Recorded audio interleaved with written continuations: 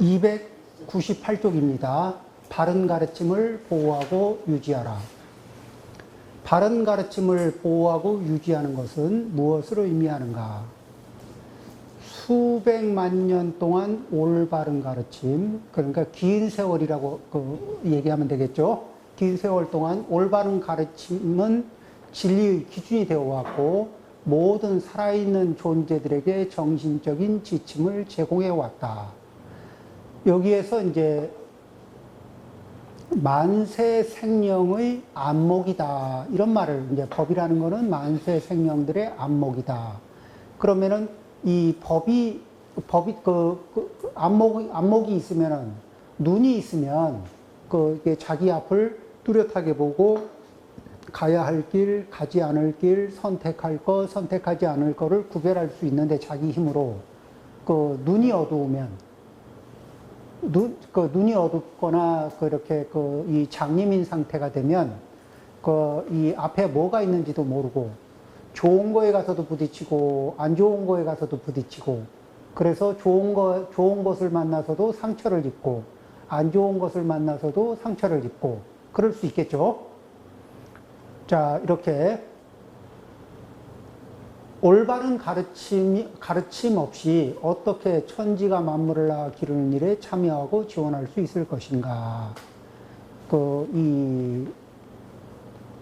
여기에 이제 요런 말은 이제 이렇게 참찬 천지, 하이 참찬 천지, 분류 정법이 없다면, 바른 법이 없다면 어떻게 천지의 작용에, 천지라는 건 만물을 생장시키고 만물을 때 태어나게 하고 성장시키고 이런 모든 작용이 있고 그런 작용에 내가 참여할 수 있고 천지의 작용에 참여하고 도울 수 있겠는가? 어떻게 만물들을 그렇게 재배하고 완성시킬 수 있겠는가? 또 정법이 없다면 어떻게 이 번뇌를 벗어나고 또 번뇌의 속박으로부터 이렇게 속박을 멀리할 수 있겠는가? 이제 이런 얘기를 하는 거죠. 그래서 이게 요 말은 그런 말인데 이제 여기 있는 문장을 다시 읽어보겠습니다. 맨 위에서부터 다시 읽어볼게요. 바른 가르침을 보호하고 유지하는 것은 무엇을 의미하는가? 수백만 년 동안 올바른 가르침은 진리의 기준이 되어 왔고 모든 살아있는 존재들에게 정신적인 지침을 제공해 왔다. 올바른 가르침 없이 어떻게 천지가 만물을 기르는 일에 참여하고 지원할 수 있을 것인가? 올바른 가르침 없이 어떻게 사람들이 성취하도록 도울 수 있을 것인가? 모든 세계의 존재들이 생활의 기준 없이 어떻게 그들이 하는 일에서 성공할 수 있을 것인가? 어떻게 오욕, 육진, 미혹과 번뇌를 해탈할 수 있을 것인가? 올바른 가르침 없이 어떻게 세상에 기준을 세워 사람들이 육도를 초월할 수 있도록 도울 수 있을 것인가? 이제 이렇게 여기 어떻게 경세, 세간을 살아가고 세간을 벗어날 수 있겠는가? 그러므로 이제 여기까지가 이제 그런 말이죠. 그러면은 이제 우리는 무엇을 생각하냐면은 이 부처님의 말씀을 가지고 이제 해보면은 그렇습니다. 부처님이 5개를 지녀라 그러면 5개 힘든데요, 힘들지. 그러니까 힘 안 드니까 5개가 힘이 안 드니까 지니라고 하는 것이 아니고 5개를 지녀라. 그러면 인간도에서 5개를 지니면은 그러면 5개는 무엇을 하는 거냐면 인간도 아래 축생, 악귀, 지옥의 업력, 이쪽에 업력과 링크가 걸리는 행위인데 살도, 음망, 주. 그 중에서 살도, 음망 이런 것들은 그렇게 이 악도와 연결이 되는 그러한 행위가 되는데 그 행위를 멈춰줌으로 해서 5개가 익숙하진 않지만 악업에 씨앗이 있는 사람들한테는 불편하겠지만 5개를 결심하고 지켜줌으로 해서 더 이상 악도와 인연을 끊고 이게 이제 그 가르침이죠. 그리고 이거는 언제 그 기분이 언제 기뻐요? 더 이상 이 악업의 살도 음망의 그런 그 업력을 알아차리고 내려놓고 알아차리고 내려놔서 더 이상 살도 음망의 이 속박으로부터 살도 음망의 이게 압박, 금단 현상 이런 것으로부터 고통받지 않고 자유로워졌을 때, 그럴 때 우리는 그 업력이 되게 청정하다고 얘기할 수 있겠죠. 자, 이제 그런 것은 일반적으로는 뭐죠? 이런 성현들의 가르침, 불보살님들의 가르침을 만나기 전이라면은, 그러면 이제 그게 왜 필요한지에 대한 안목을 갖추기가 어려울 수 있습니다. 살면서 이제 어디에 보니까 그런 말이 있던데요.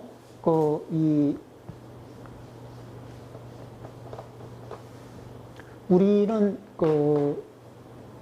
이제 스승이 왜 중요하냐 그러면은 역대 성인들의 안목을 전해주는 스승들은 왜 중요하냐면은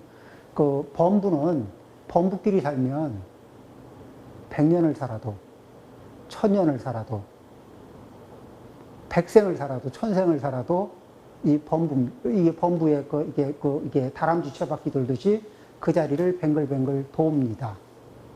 아까 이제 이렇게 그런 얘기가 있었죠. 3개가 보이고 4개가 보이고 3개가 보이고 4개가 보이는 사이에서 이 자기 입장에서 보이는 것만을 추정하게 돼요.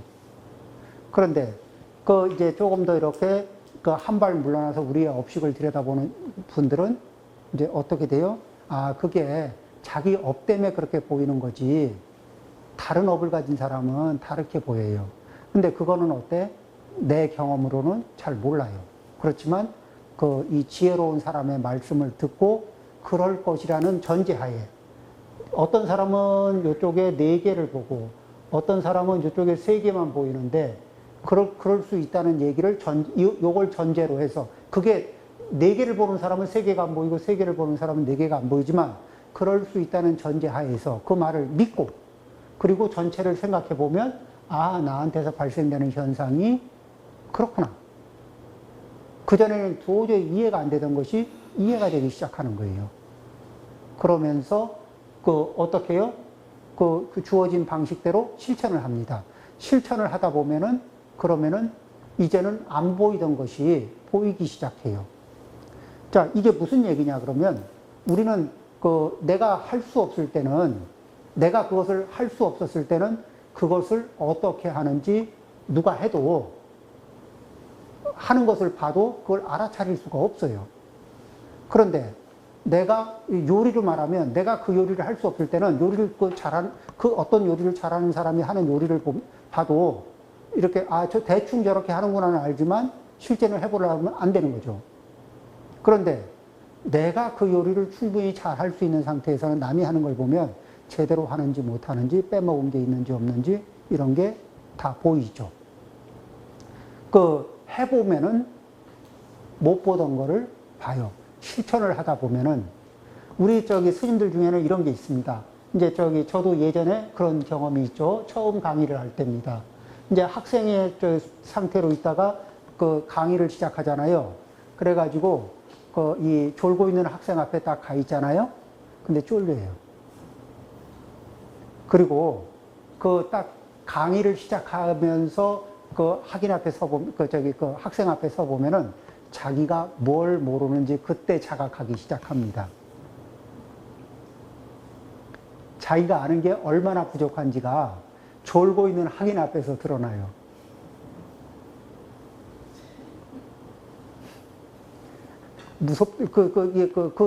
그 조건이 되기 전에는 자기가 기고만장할 수 있거든. 내가 이만큼 내가 좀 잘났죠 이러고 있다가도 그 현장에 가서 그 상황에 처해 보면은 자기의 부족함을 자각합니다.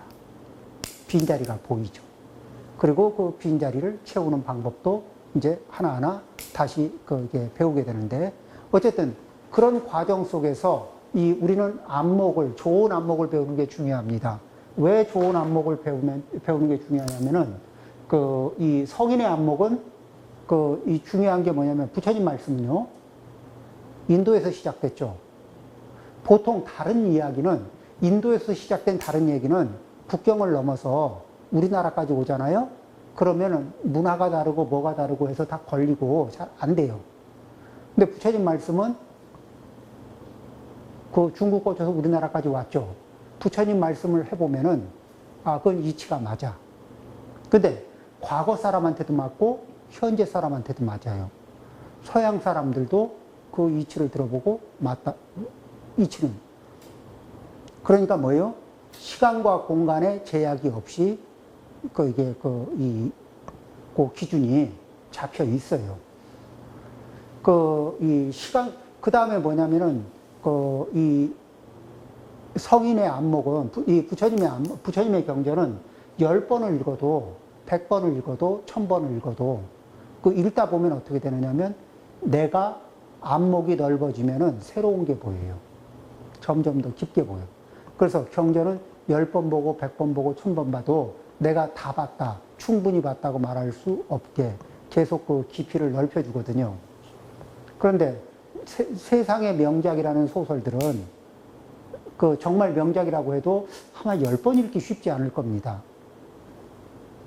10번을 읽기 전에 지루하죠. 그리고 정말 인내심이 있는 분은 20번쯤 읽을 수 있을지 모르겠어요. 근데 그 이상 읽으라 그러면 잘 안 읽으려 할 겁니다. 근데 금강경을 10번, 20번 정도 읽고 나는 다 읽었다고 말할 사람은 아무도 없죠. 그러면서도 여전히 깊습니다.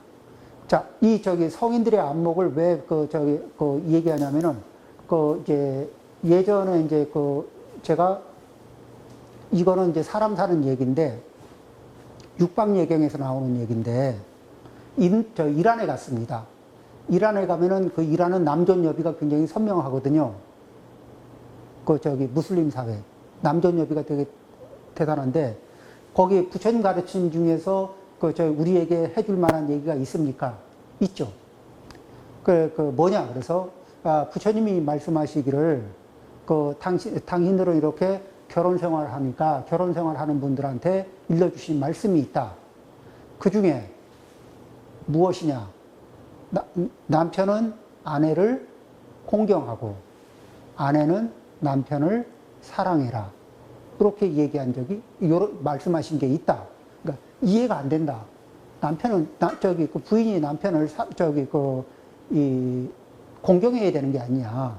남편이 아내를 사랑하고. 이게 일반적인 세상의 통론인데. 근데 부처님은 반대로 얘기하셨어요. 그렇죠? 그래서 이유가 뭐냐 그래요. 당연하지. 부처님이 말씀하실 때, 여인은 사랑할 때 자기 마음을 다 쓰고, 남자는 공경할 때 자기 마음을 다 쓴다.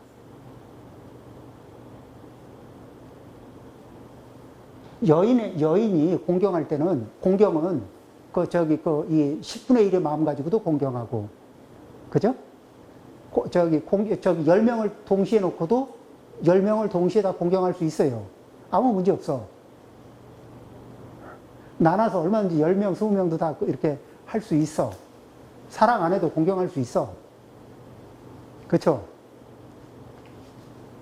근데 남자는 이게 공경의 문제는 이게 목숨을, 이게 자기 마음을 다 걸거든요. 공경하는 자리는. 그러니까 뭐예요? 부부는, 남편은 남편의 입장에서 최선을 다할 필터를 써라. 그쵸? 온 마음을 다 쓸 필터가 뭐예요? 공경이라는 마음. 여인네는 남편을 향해서 온 마음을 다 쓰는 필터. 뭐죠? 사랑. 그런 얘기들을 설명을 하니까, 사실은 자기들이 자기들도 평생 살면서 이 문제가 해결이 안 되고 어떻게 마음을 써야 될지 그 기준점이 그냥 윗대에서 물려받은 마음 쓰는 법은 얻었는데, 그거를 꾸준하게 문제는 발생되는데 어떻게 해결해야 될지 그 가닥은 못 잡았어요. 그런데 부처님 말씀은 이렇게 제가의 삶을 살 때 어떻게 살면 됩니까를 물었을 때도 이렇게 하면 되지 하고 이렇게 기준점을 딱 제시했는데 이 기준점이 이 기준점을 잘 지키고 그 기준점을 중심으로 해서 자기 마음 관리를 잘 하면은 각자가 그러면은 상당히 좋은 결과가 있겠죠. 그 다음에 뭐냐면은 어떻게 복을 지으려면 어떻게 해야 된다? 집착하는 마음이 없이 베풀면 된다. 뭐죠? 자기가 베푸는 것, 자기가 소유하고 있는 것, 자기가 점유하고 있는 거에 집착하는 마음이 없이 베풀 줄 아는 마음. 그렇죠. 그러면서 자기가 집착하고 있고, 점유하고 있으면서 집착을 일으키고 있는 그 자리에 집착력을 풀어내는.